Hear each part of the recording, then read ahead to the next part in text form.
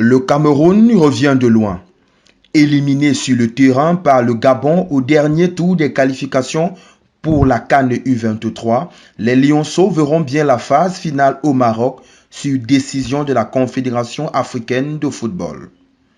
En effet, suite à la disqualification du Gabon, sanctionné pour avoir interverti la date de naissance de l'ailier Floris Ndiavé avec celle d'un autre joueur lors de l'enregistrement dans le système CMS de la CAF, l'équipe du Cameroun U23 a été repêchée.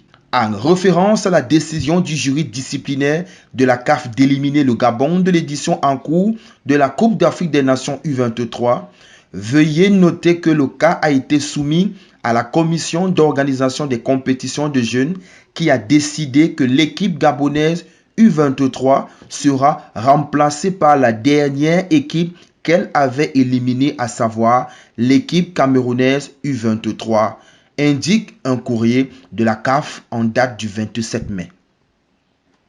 Par conséquent, nous vous informons par la présente que le Cameroun remplacera le Gabon avec le même ordre de match établi pour le groupe B dans le calendrier du tournoi final de la CAN U23 Maroc 2023, a ajouté l'instance.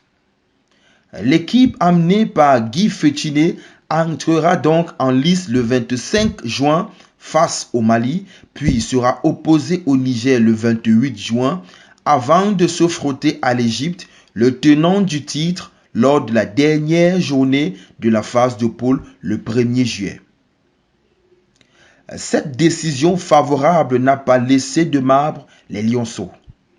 Etienne Eto'o, l'attaquant camerounais, n'a pas caché sa joie.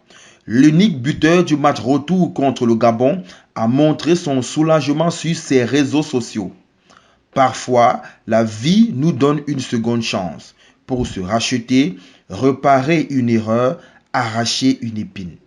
Qualifié pour la CAN U23, a posté le jeune joueur sur Instagram. En revanche, cette décision vient porter un sacré coup de massue au Gabon qui, non content d'avoir fait appel de la décision du jury disciplinaire de la CAF, avait publié sa liste des 29 joueurs pour la CAN U23. Une liste qui comprenait Floris Ndiavé, le joueur à l'origine de sa disqualification.